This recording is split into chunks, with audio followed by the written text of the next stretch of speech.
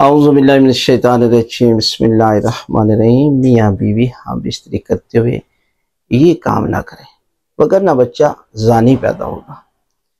دیکھیں، اسلام نے بہت زیادہ زور دیا ہے کہ انسان کو چاہیے کہ وہ جب اس سٹیج پر پہنچتا ہے، شادی ہوتی ہے، تو وہ شادی کے مسائل کو سیکھے۔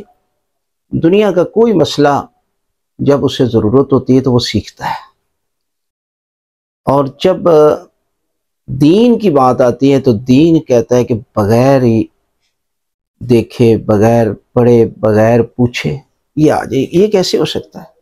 لہذا جب آپ کو جو ہے وہ شادی کا موقع آتا ہے تو آپ بیسکلی بنیادی مسئلہ غسل ہے، غسل جنابت کو سیکھیں۔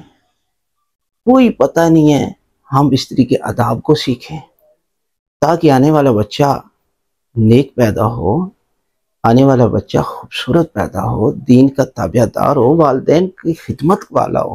لیکن جب ہمانوں کی طرح کوئی پتہ نہیں ہے تو پھر اس طرح آنے والی نسل کبھی بھی فرما بردار نہیں بن سکتی۔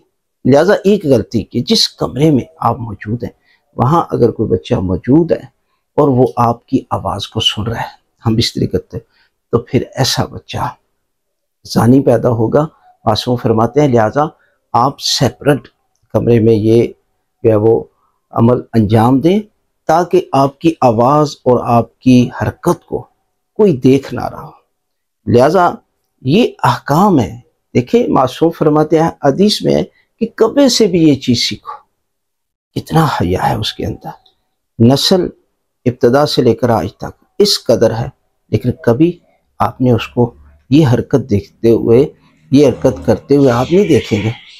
لہٰذا آپ ان چیزوں سے بچیں۔